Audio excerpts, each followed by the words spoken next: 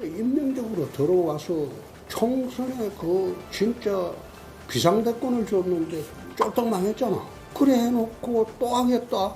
나간 지 며칠 됐어요. 또 하겠다. 25일 날 오겠다고 하는데 내가 거절했어요. 네, 오늘 아침에 홍준표 대구시장이 만난 사람 원희룡 국민의힘 당대표 후보입니다. 원 후보와 대화를 했지만 주제는 한동안 한동훈 후보였는데요. 홍 시장, 나경원, 윤상현, 원희룡 후보와는 이미 만났는데 한동훈 후보는 만나주지 않고 있습니다. 오늘 아침 보도를 보면 어린애가 설친다는 표현을 했다고 전해졌고요. 홍 시장 페이스북에도 깜도 안 된다, 총선 망친 주범, 얼치기, 애 이런 표현이 꽤 자주 등장을 합니다. 비슷한 시각 한동훈 후보에게 물어봤더니요. 크게 개의치는 않는 것 같았습니다. 홍준표 대구시장님이 후보님과의 만남을 거절했다고 하는데 특별한 입장은 없습니다. 본인이 만나기 싫다고 하시니 뵙기 어렵지 않겠습니다. 그러면서 친소 관계로 비롯된 계파 정치는 후지다고 말하기도 했었는데요. 보수의 심장 대구에서 나온 설친다는 저격과 정치의 중심지 여의도에서 나온 후지다는 비판. 이 두 사람의 말이 오늘 매섭게 부딪혔습니다. 네, 오신환 의원님. 네. 만나달라고 하면 만날 법도 한데 특히 당권 주자여서요. 굳이 쏙 뺄 이유가 있었을까요? 저 홍준표 시장 참 독특하신 분인데 당내 경선하는 과정에서 또 유력한 당권 주자인 뭐 한동훈 위원장이 저렇게 정중하게 여러 차례 만나자고 하는데 저걸 모멸차게 저렇게 거절하는 저런 분도 참 독특하고 예. 또 그동안에 이제 해왔던 여러 가지 언어들이 사실은 굉장히 인격 모독성 언어예요. 그리고 당의 큰 어른으로서 사실 당의 대표도 하고 대선 주자이기도 했잖아요.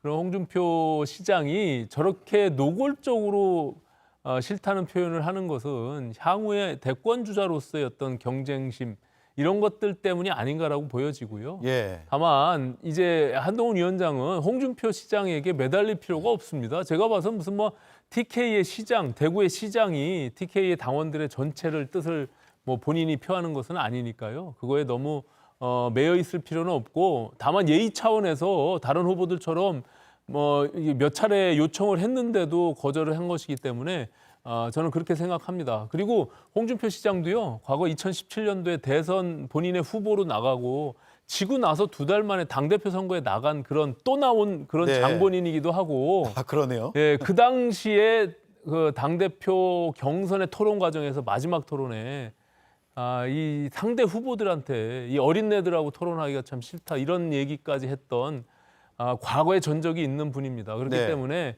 더 이상 뭐 이 당대표 선거가 뭐 홍시민이 윤시민이 이런 것들로 치러질 수 있는 그런 선거는 아니라고 생각합니다. 지금 국민의힘의 지금 처지가 총선 참패 이후에 거듭 혁신하고 변화해야 되는 그런 어떤 소명을 갖고 있는 굉장히 중요한 전당대회라고 보고 있기 때문에 네. 저는 건강하게 우리 당원들이 잘 판단하리라 저는 이렇게 생각합니다. 네. 네. 홍준표 시장이 나머지 다 만났습니다. 특히 원희룡 전 장관을 만나서는 안아주기까지 했거든요. 그 장면 잠깐 보겠습니다. 우리를 망가뜨리고 무너뜨리고 한 애를 들어와가지고 비대위원장 임명직 온 것까지는 그 뭐 할 수 없다 치자. 근데 선출직까지 나와가지고 만약 그걸 뽑아준다면 이 당에 해체해야 돼. 그래서 어떤 식으로든 그거는 용납이 안 되는 거예요. 원장관이 나오셔서 참 고마워요. 한민수 의원님. 예. 아까 이제 오신환 의원은 이게 결국 대권 경쟁자에 대한 그런 것들을 감안해서 이런 행동들이 나오는 거라고 보는데 동의하세요? 그 부분도 있는 것 같습니다. 왜냐하면 이번에 한동훈 후보가 예를 들어서 결선까지도 가지 않고 압도적인 지지를 받고 당대표가 몇 당의 대표가 정식으로 되는 거죠. 이제 선출을 거쳐가지고 되면은 대권으로 갈 가능성이 높지 않겠습니까? 예. 본인의 입지가 줄 거라는 그런 심리도 있을 것 같아요. 근데 저도 뭐 정치부 기자도 오래 하면서 여러 정치인들 봤는데 홍준표 지금 시장처럼 하고 싶은 얘기 다 하고 사는 정치인은 거의 못 본 것 같아요. 예. 근데 적어도 하지만 국민의힘 의원들이나 보수층에서 정말 많은 분들이 또 한동훈 위원장을 지지하지 않습니까? 한동훈 후보를.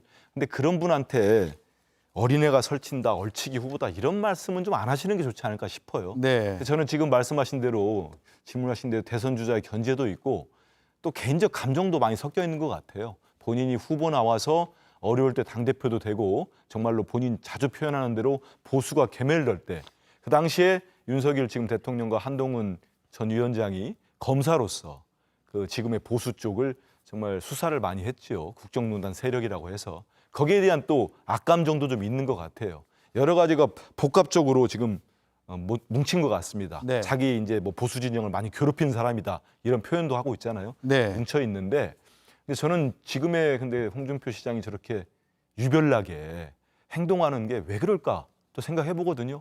근데 그게 희한한 게 지난 총선 이후에 윤석열 대통령과 한동훈 위원장은 식사 자리마저도 제대로 안 됐는데 무려 4월 16일 날 만나서 4시간 정도 만찬을 했다는 거 아닙니까? 예. 그 긴 시간 동안. 근데 공교롭게도 홍준표 시장이 그 이후에 한동훈 위원장에 대해서는 정말 막말에 가까운 표현을 써가면서 거칠게 계속 공격을 해왔습니다. 그러다 보면은 윤석열 대통령으로부터 뭔가 특별한 또 주문을 받은 게 아닌가 예. 이런 생각까지 듭니다. 네. 자, 오늘 한동훈 위원장의 발언이 나왔습니다. 정치인의 친소 관계가 개파의 기준이 되는 것은 참 후지게 생각한다. 이 후지다라는 표현을 썼거든요. 개혁신당 시각에서 볼 때도 그렇습니까? 근데 이제 전당대회만 봤을 때 민주당 입장에서는 국민의힘이 되게 부러울 것 같습니다. 왜냐하면 예. 대 프로그램이 5대0 라이브에서 예. 이렇게 전당대회 관련해서 국민의힘만 달아주고 있다 보니까 지금 예. 계속하게 민주당 입장에서 되게 부러울 것 같고 홍준표 대구시장님께서는 굉장히 견제가 되시는 것 같습니다. 한 후보님이 특히나 최상병 특검을 말씀하셨을 때 티익스프레스 출발 버튼이 될 거라고 저는 생각하고 이 다음 대권을 생각하는 홍준표 시장님 입장에서는 굉장히 덜 반가웠을 것이다. 예. 이렇게 생각하고 있습니다. 네. 자, 그 잠재적인 대권 후보의 견제다. 이게 사실 얼핏 그런 생각도 들고 오신환 의원은 그렇게 분석을 했습니다. 근데 벌써부터 그렇게 견제할 필요가 있을까라는 생각도 들거든요. 김보엽 의원님 어떻게 보셨어요? 대선이 빨라질 수 있다고 생각하나 봅니다. 아, 그런가요? 근데 저는 두 분이 왜 잠재적인 대권 후보라고 생각하는지 모르겠어요. 홍 시장님도 이제 나이도 있으시고 그만하실 때 되지 않았나 싶고 한동훈 대표도 이번에 대표가 되지 않으면 가망성 좀 멀어지지 않을까 싶거든요. 네. 홍 시장께서 좀 더 품격 있는 언어를 사용해 줬으면 좋겠다는 생각이 들기도 합니다. 사실 남의 집안 싸움 구경하는 게 재밌긴 한데 앞에 전 의원 말씀대로 이 귀한 시간에 이렇게 오래 다룰 얘기인가 싶기도 합니다. 네. 홍 시장 입장은 이해가 가요. 왜냐하면 검찰의 까마득한 후배고 정치로도 까마득한 후배인데 임명직은 모르겠으나 선출직까지 도전한다고 그건 내가 용납 못하겠다라는 얘기잖아요.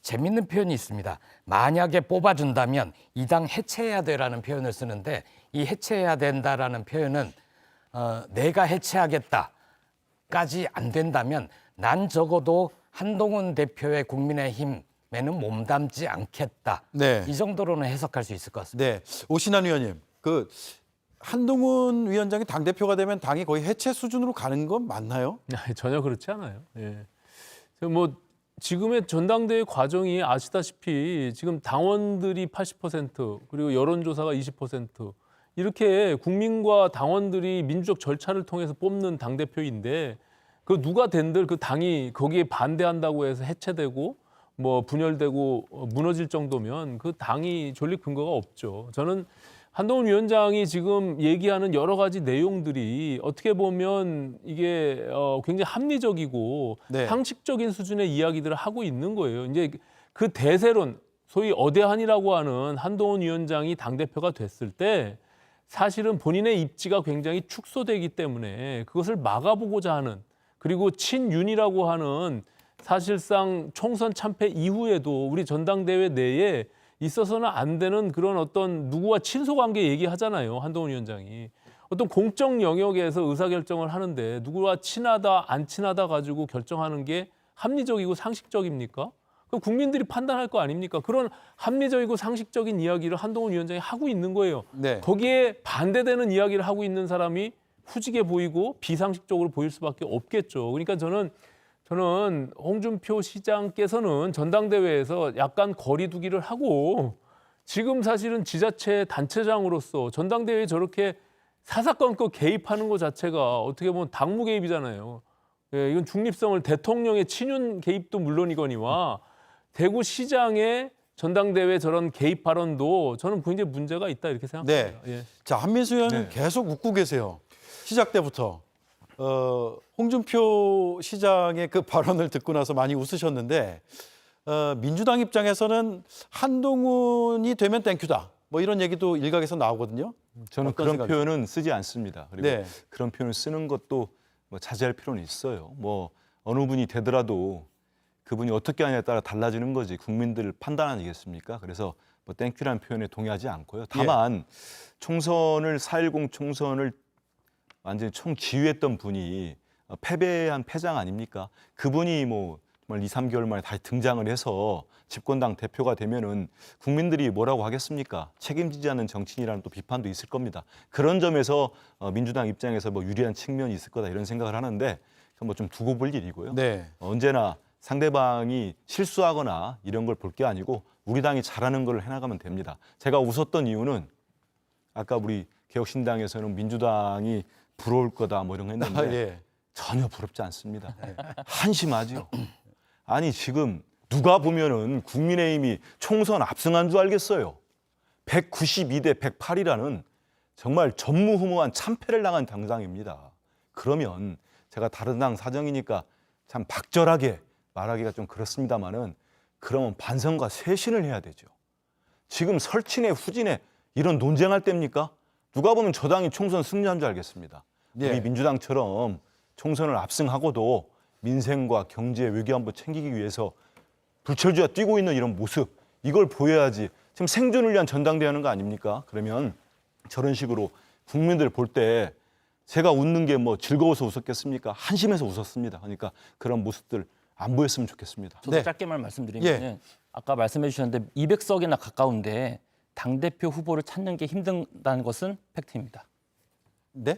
그러니까 민주당이 네. 200석이나 가까운 의석수를 갖고 있는데 예. 전당대회 당대표 후보를 찾는 것이 힘든다는 것은 사실이라는 것입니다. 아, 또 예. 짧게 하나만 보태면 예. 조국혁신당 1호 법안으로 한동훈 특검법을 발의를 해뒀습니다.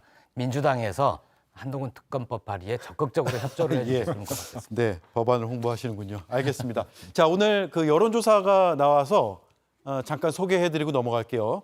국민의힘 차기 당대표 적합도인데 일반 여론조사입니다. 한동훈 후보가 32.2%로 가장 높게 나왔고 원희룡, 나경원, 윤상현 이런 순으로 나왔습니다. 그래서 이 국민의힘의 전당대회에 관심 있는 분들은 그런 얘기를 요즘 많이 하는 것 같아요. 어느 순간엔가 원희룡, 나경원 후보가 합치는 거 아니야? 라는 거거든요. 어떻게 전망하십니까, 오신환 위원님? 뭐 원희룡 전 장관이 출마하면서 뭐 전략적으로 결선 투표 제도를 이용해서 그 2등, 3등이 서로 합종 연행을 통해서 뒤집어 보자라는 것이 일반적인 지금 그런 경선의 구도입니다. 근데 지금 그 같은 여론조사에 보면 저희가 마찬가지로 저희 당원의 99조에 보면 역선택 방지 조항이 있어요. 그래서 예. 저거는 일반 여론조사, 민주당 지지층, 조국혁신당 지지층 모든 지지층이 다 들어가 있는 게 32.1%가 나왔다는 거고 국민의힘 지지층만 보면 여전히 지금 한동훈 위원장이 63%로 압도적 1위를 갖고 압도적이에요. 있고요. 예. 원희룡 전 장관이 18.1%, 그리고 나경원 의원이 8.3%, 그리고 윤상현 의원이 3.1%로 그렇게 지금 분포가 나타나고 있거든요. 저 같은 여론조사에서 국민의힘 지지층만 뺀 겁니다. 네. 그렇기 때문에 저는 이게 원희룡 전 장관이 출마 이후에 첫 번째 여론조사거든요. 그렇기 때문에 그 소위 어대한이라고 하는 한동훈 위원장의 그 어차피 당대표가 한동훈 위원장이 된다라는 그 흐름을 꺾기에는 저는 역부족이다. 지금 이렇게 보고요. 저는 결선 투표 없이도 한동훈 위원장이 충분히 당선 가능성이 높다 이렇게 여전히 그렇군요. 그렇게 생각합니다. 네, 알겠습니다. 제가 이 그 그래프를 소개해드리면서 순서를 나열을 했는데 이건 표본 오차 안에 있습니다. 그래서 누가 앞서다 뒤서고 있다 이런 얘기를 할 수가 없고요. 한동훈 위원장은 제일 높게 나온 건 맞고요. 그래서 그걸 다시 한번 짚어드리면서 끝내겠습니다. 자, 오늘 두 가지 이슈 이렇게 짚어봤습니다. 네 분 감사합니다.